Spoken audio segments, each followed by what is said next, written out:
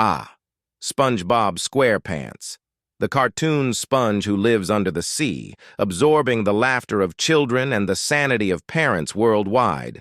You're so absorbent, you could mop up the ocean's tears when it realizes it's stuck with you for an eternity.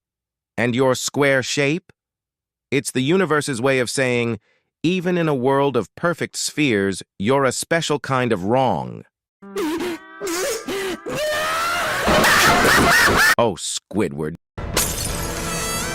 Squidward, you're so sharp you could slice through the apathy of the ocean, but with the charm of a sea urchin on a bad day, you still manage to make waves in the kelp forest of despair we call your life.